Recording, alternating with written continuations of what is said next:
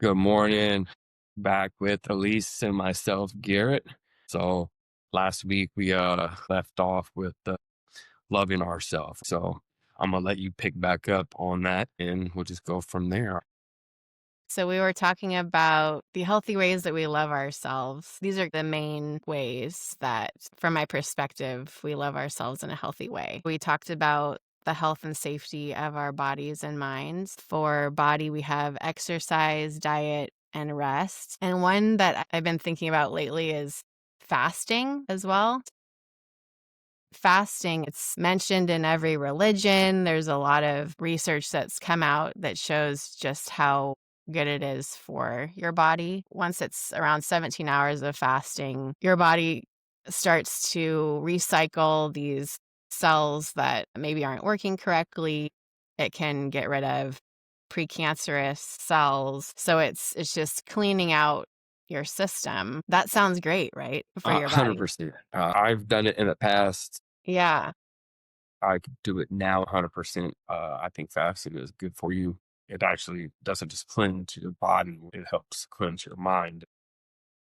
Yeah. So I'm going to add that. And then for your mind, meditation, prayer, self reflection. And it's that time to process feelings and also make time for God. Can I add one? I Yeah. think that, like, real important to the mind part too Hmm. is learning or education, and that doesn't mean school either. And that could be just an open minded conversation like we're having today, because I might not agree with everything, but I'm gonna be open minded and at least listen to you and hear your perspective and your side from it. Right. Yeah. I had that. I have learning up over here under authenticity. Okay, okay, all right. Okay, don't even have it. You already got it. I love Yeah. it. But learning is so important because it's us exploring our own interests and finding out what makes us excited about life, what we wanna experiment with. So let's go up here to authenticity. So we have learning, hobbies, honoring our uniqueness, figuring out who we are, what we like, what we don't like, and being completely okay with that not being what everybody else necessarily does or likes. That's really honoring our uniqueness when we are exploring our interests Agreed. and dedicating time to that. That's really healthy. We talked about this last time too, connecting to earth, which it is our home. It's temporary, but it is from God and we are part Everything's a of. circle of life. If you literally look at what you're bringing into it, like you could all those different categories that you have, right? Cross connect them because it's just a circle of life. Yeah, I mean, being part of nature. I think we talked about forest bathing last time, right? Did we talk about that? That grappling, I mean, just walking barefooted. To me, that's really important, especially with your children. The younger you can get them out and into nature, the better it is. Right. I always just feel so much healthier when I've had time outside. And then so we have boundaries here when our needs are negatively affected. It could be people that you need to have boundaries with. That doesn't mean cutting them off completely. It may mean that, but maybe you need to be spending a little less time with certain people just to keep like a healthy balance, unhealthy patterns. This could be obviously anything you can think of that feels like it's getting out of sync with how you need to be. Um, Excess, it could be addictions, it could be, yeah, what are some, I don't know, Well, I think examples? that's with the addiction. I have sympathy and empathy for people that are addicts, but I only have empathy and sympathy to a certain level. Does it make me a bad person that I want to separate myself from that person? Absolutely Because not, it doesn't make you a you bad know person. No. that's where I think this part of love myself. Mhm. You have to be very selfish, Be vigilant about your own health because you do have to be healthy first before you can help someone else. and You that's have where to I love talk, and that's yourself. why I bring up the word selfish, because life is selfish. You because if you can't take care of yourself, it's hard for you to then take care of others in the right manner. Yeah. For me, I don't look at it as being selfish. It's selfish if you are only focused on yourself I like that. and it ends there. I'm going to only love myself. I'm not going to worry And about not anyone help else. others. Yeah, that's when it does become selfish. But if you're first focused on making sure you're healthy, that is appropriate. Yeah. I'll agree. I like that. Thank you. I needed to hear that because, man, I agree.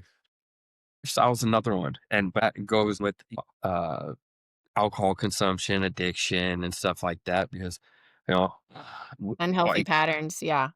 because we can go out and hang out with all sorts of friends, but it comes to a point where we've had enough because our social anxiety has just overloaded, or the fact that you're getting out of line and we just don't want to be there anymore to be involved Mhm. with it, right? And Yeah. separating ourselves from those situations is a healthy thing for us, but Right. there are potential consequences as well, meaning the people that you're removing yourself from can think of it or take it negatively. You have to be very truthful and the facts and understand that you might upset family members or friends, but it's okay because you have to then watch out for yourself and your new immediate family. Right. I think that at least like my immediate family back in the day was, my mom, dad, brother, and sister. Right? My immediate family now is my wife and my children, and eventually their spouses and children. That Right. is my immediate family now. Yeah, I think it's very important to have that boundary when you realize, okay, other people in my life are doing something that to me doesn't feel healthy, whether it's whenever you're hanging out with them, they're drinking and getting drunk. Or for me, I had some relationships where it was a lot of gossip and I would be doing it too and just realizing, okay, that's not the kind of person I want to be. I want to be having relationships where we're not drinking all the time, where we're not gossiping all the time, where we're focusing on things that are healthy, we're focusing on our interests, focusing on spending healthy time together that feels good for my soul. But also how you enforce that boundary with those people, how you do it does matter. And it can't just be truthful, it also has to be as kind as you can make it, which I haven't been good at. But because it's hard. it is hard. Because people will still take it, even though you think that it was Done in a kind genuine way. and soft landed, right? Yeah, Somebody's soft landing is different than yours. Like, right. and And, the we're tone learning, like, too. we're never gonna do this perfectly, No. but it's at least going in with the intention of, "Okay, I'm gonna try to do this as kindly and honestly as I can." Both pieces have to be there. You do have to be honest, you can't sugarcoat it, but you need to be kind as well. And I can tell you and admit that I am probably the worst at delivering because I just say how feel and how I say it, and it's the same demeanor almost 99% of the time. And unfortunately, 99% of the time, people don't like the demeanor of the conversation. Like, I'm admitting that I'm probably at fault 99% of the fucking time when it comes to delivery. That's something for me to work on. It's hard, yeah, exactly. It's something for you to be aware of, how I think about it, because I've been terrible at delivery, and all we can do is try. All we can do is keep that in mind and really focus on that we need to be kind. If we're going to be loving others, that's one of the ways that we're going to do it, is by delivering difficult information as kindly as we can. Great. Let's see if I can bring up the other one here.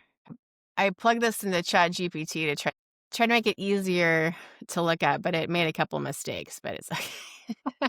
So, step 2, this will be the master's program. If we've figured out the bachelor's program of loving ourselves and we have that under control, it's never going to be perfect, but if we feel like we're in a good place with that, we have our needs met, we feel like we're healthy, then we move on to step 2, the master's program. Again, it starts with realizing that we have equal value to everyone else. We see that gold piece that has the equal weight as our gold piece, our soul.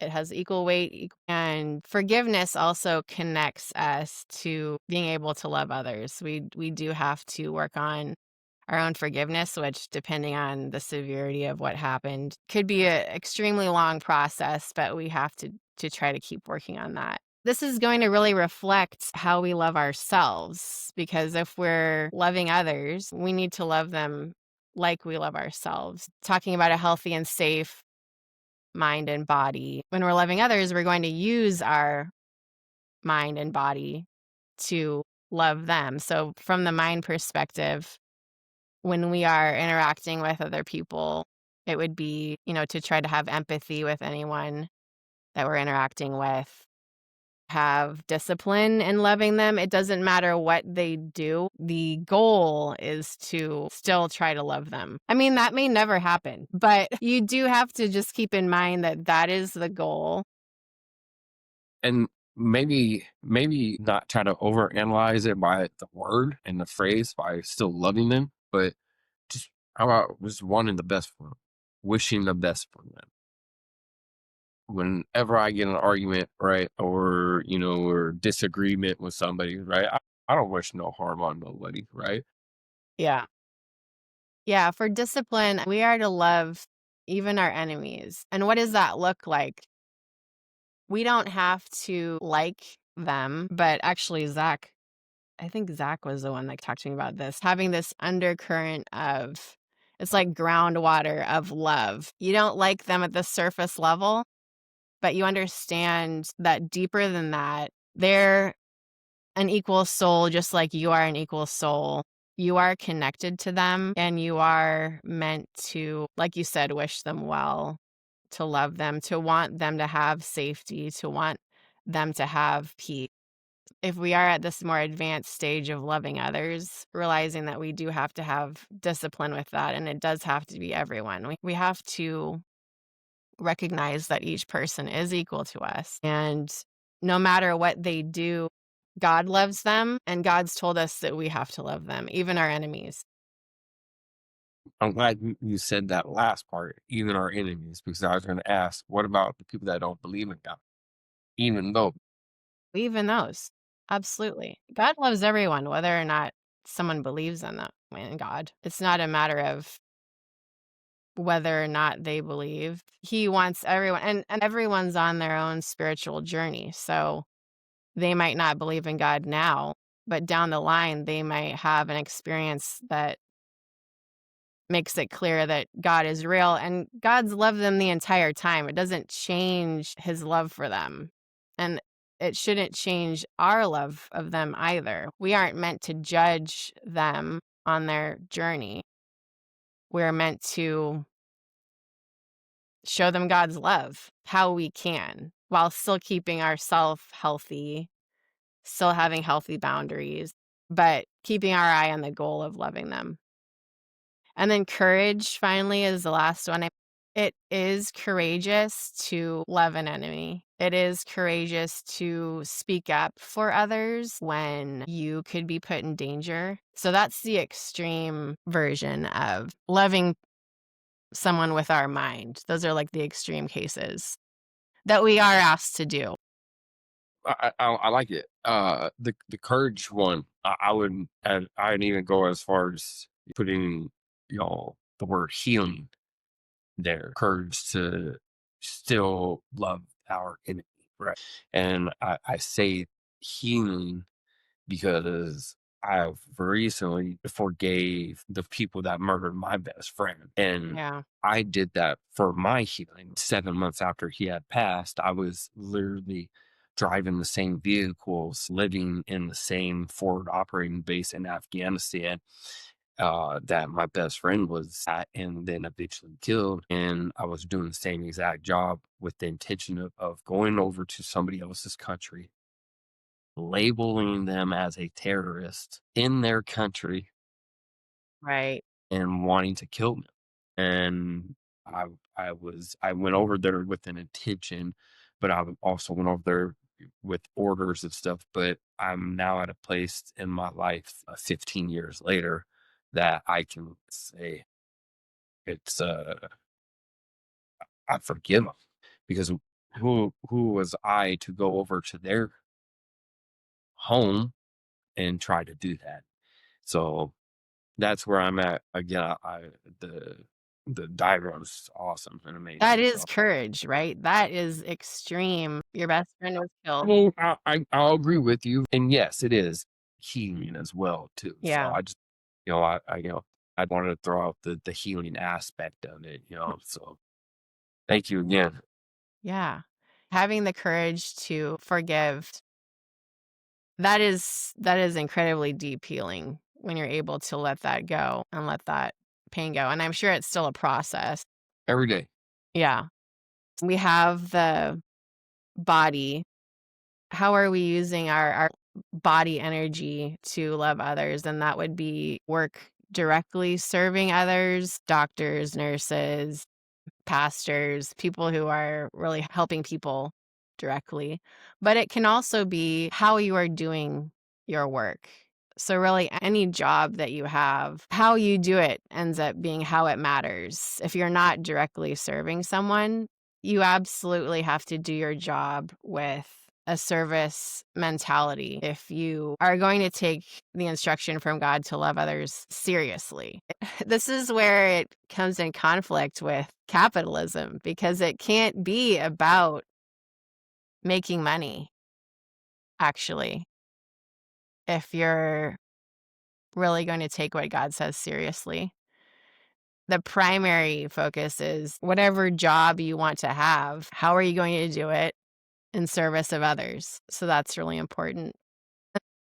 So, first, we're using our own healthy and safe minds and body to love others. And below that, right here, we love others by protecting others' health and safety as well. So, that is a piece of it.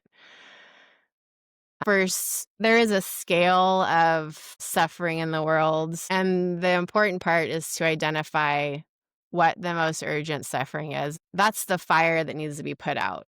All of the suffering is connected. As we talked about, hate, injustice, all of that is connected.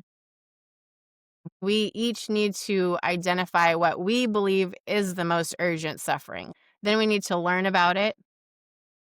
If it's a conflict, we need to understand both sides. And then finally, then we do need to take action. ChatGPT added another donate here for some reason, but minimally, we need to be speaking up against it. Minimally, we need to be boycotting. Minimally. If we don't have a boycott list at this point, that is an area of opportunity. Identifying what companies have involvement then boycotting those companies, and then calling your representatives, protesting if you're able to. I know that takes time and resources to do that, and then donating if you're able to. But speaking out, boycotting, and calling your representatives, those are all things that we can do and commit to. You can, but like a lot of my representatives, I completely think that they're all full of shit, and we need to stop funding everything, and we need to stop handing out foreign aid. I think it is important to at least make a call. I think it's important for us to take part in our democracy and put It is, pressure. but our democracy has come so far left and right. The world is so divided that we don't even see each other's hand. When it comes to suffering like this, when we're actually funding the murder of children, And instead of calling representatives, what would you do? I guess, what would the action be? The actions that I see that are reasonable to take are to speak, boycott for sure. Call representatives also seems so reasonable and I appropriate. I can hop on the boycott thing, right? I'm not going to even be able to get a hold of them, or I'm going to have to wait and talk to the assistant. So, no, it's not worth my time. Well, the thing is with representatives, all you do, Garrett, is you leave a message. It's not, why? They're my and representative. Let me it talk to just them. tells them that there's pressure from the population. The population is unhappy with the action that they're taking. And I get it, We'll and I table and it. We'll table it. We'll table it. well, We'll say no, we hold on, disagree. because again, you can talk about Yeah. calling them, right? Yeah. It's all about what is priority to you. It's if there is extreme suffering happening, then that's where we need to actually really take whatever action we can. So and I'm okay with that. I'm Yeah. agreeing with you. Yeah. For the most part, I've agreed with almost everything you said, and I respect everything you said. Let's just agree to that we should engage with the government if we see a problem. I mean, you can take action through government by voting. That's your right and freedom. That's what I fought for this country for 20 years for. I'm just saying that you need to pull the levers that you can, which typically is calling your representatives. It's voting. It's those things. We can put voting for sure. My question though to you is why is it, and I know somewhat of the answer because you said that you've seen your children in these children's faces. So I know what you're feeling as a Yeah. parent. I understand that, and I feel that, and I acknowledge that. I do. Yeah. And again, I know that firsthand from the homeless children that we were feeding in Afghanistan. So Yeah. I And have an issue. you want to know why? The reason why is that it's such a big point is because we've given Israel like $320 billion. Mhm. Israel would not be able to take the military action that they do without our funding, without our weapons. We provide 60 or 70% of their weapons. We provide $17 billion just in the last year. They wouldn't be able to do anything without our help, and that's the problem. We're funding it. Let's jump back in here. So, let's look at protecting the earth. Let's start at the top. If we have that connection to earth, and we're loving ourselves by keeping that connection to earth, we need to also be working to protect the earth, to keep that connection for ourselves, but also for others. That's another way to love others, is to think about the generations to come, the rest of the world, trying to at least keep that in mind, that not polluting, not taking more than we need is part of protecting earth and loving ourselves and loving others. And then we have the boundaries again as a part of loving others. There's a scale with the type of boundary you need to have with others. And having a boundary with others, they benefit from it as well. I mean, you can't let someone get away with being hurtful to you, because it actually it hurts them to not hold them accountable for that. So the flow chart here with boundaries is to identify the harm that they are causing you, then to look at if you are causing harm to them, that's then causing them to take the action that you don't like. Because if you are ultimately the cause, you need to eliminate that first, right? You need to end that harm. So identify if you're causing harm to them that's making them react this way. End that. After you have done that, then you determine what the appropriate boundary should be with them. That could be anything from not being around the person to, I'm talking about world issues like imprisoning them. Okay. And the extreme would be killing them. But from my perspective, that only makes sense if it's immediate self defense. But regardless, you determine the boundary that needs to happen. Let's say it's either cutting off contact with them for a bit, all the way up to a world issue where they need to go to prison. And then how you enforce that boundary does matter. Like we talked about, when you're having a situation with someone where they're negatively affecting your needs, you need to be honest with them, but you also need to be kind. It does matter how that boundary is enforced. And it is part of loving them to enforce that boundary in a kind and respectful way. Do you have any other thoughts on the rest of this? No, no, it's good. Yeah. Okay.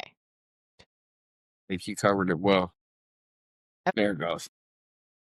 Lastly, if we're doing both those things, we're ultimately trusting God. We're putting aside what we think is maybe best for ourselves. We're doing what God's telling us to do.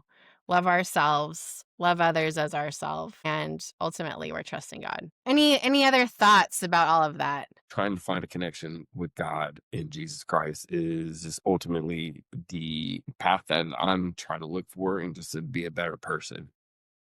Yeah. I find it through God, and that's through these talks, through the conversations that I have with my wife, my children. So, yeah, at the end of the day, trust them. Yeah. This is all through religion to love others as ourselves. And if we're not doing that, we're not trusting God. End of story. Because that is the ultimate commandment for us is to love others, even our enemies, as ourselves. If we're not doing that, we're not trusting God. That is the biggest lesson, and that is our training here on earth to focus on that. It's hard. There's nothing harder. What's harder than that? That that is the training here. That's why we're on earth. It's funny because people just laugh off love. Like there's this idea of love being weak. There's this idea of strong people not loving. Loving is actually the hardest thing to do. There's nothing harder. It is. When it comes to loving your enemies, there's nothing harder than that. So I want to jump back into the messages that God was giving me during this week. The point of the conversation was to make it clear to me that we were supposed to talk about love. That was supposed to be the focus of our discussion and starting with that and then working from there. If we were focusing on love, then what does that mean for how we're viewing these world issues? God wants us to recognize that we're not going to be caught up in that love affair for the world and for material things. The world isn't for us to acquire more and more and take more and more for ourselves. So it's all about just rejecting kind of that mentality of the world and focusing on, what God wants for us and thinking about life is temporary. We're all going to die. All of this is going to go away. What are we going to be proud of after we die? What do we want to be proud of? Life, it goes back to the bachelors. The first step Yeah. is love yourself. Love yourself. Don't care what nobody else thinks. Yeah. Yeah, there's two Your true things that I loved think ones are, of. are really going to love you for who you are and what you have done, Yeah. good and bad. One thing, Parents' Day was the a week or two, and I was a little bit disappointed that I didn't get a couple messages from a couple people. And shame on me for expecting that, all right, or even just wanting it. You know, does that make me a good person or a bad person? Do I want to see them hopefully maybe next year that they say Yeah. it? That goes to that gold piece that we talk about and how God wants us to recognize. I mean, it's hard to do, but recognize that we don't need any external validation from anyone. It doesn't make us any more valuable to have someone give us a compliment or give us their approval. We always have the same value to God, no matter what we do or say or anything. I think of two things when we talk about what we should value here on earth or what we should be focusing on. And material things, there's that seduction of materialism and capitalism But it's that hard not to. It's not hard because you need some of these things, right? you To absolutely live do. life comfortably. You You absolutely need a do. roof over your head, but Yeah. does it need to be this? Some people are going to say that your house or my house is too much, right? But what is too much into who, right? Well, that's a personal journey. So it's not for Absolutely, me. because It's not for it's me. also depends on your personal hard work and your effort in life I and how wouldn't hard say you work to get to where you get. I wouldn't say that's the focus. Like there is a there is an area where you need your needs to be met. And once you reach that and you're in a healthy place, then you need to be okay with not acquiring more and more and more. And if you reach that space and feel like you want more, you need to look at why that is, because uh, it goes into that selfishness piece. And this is everyone's personal journey. It's not for me to tell anybody else, what is and what isn't. But once you identify your needs and again, make sure those needs are met, anything beyond that disconnects you from God and it disconnects you from loving others. It disconnects you from God because you start also having pride in these things. Actually, our pride should not be in any material thing that we have. And if there is pride, if we get a really nice car and we have this idea that like I'm a more valuable person, that's a problem. It's about the attachment. It's about the attachment to that material item. Does that material item change your view of yourself? That's an issue. Is ego. It's ego. It's feeding the ego. It's worshiping material goods. You just have to think about, is this actually what we need? Why do we have this? And that's for everyone to determine and just ask the question themselves. I think you have to be able to ask yourself the question, am I attaching my identity to this material thing? Because I acquired this material thing, does that mean that now I don't see my equal value to the homeless person? I don't see my equal value of rejecting that. Just because I have more money in my pocket than you doesn't mean that I'm more valuable.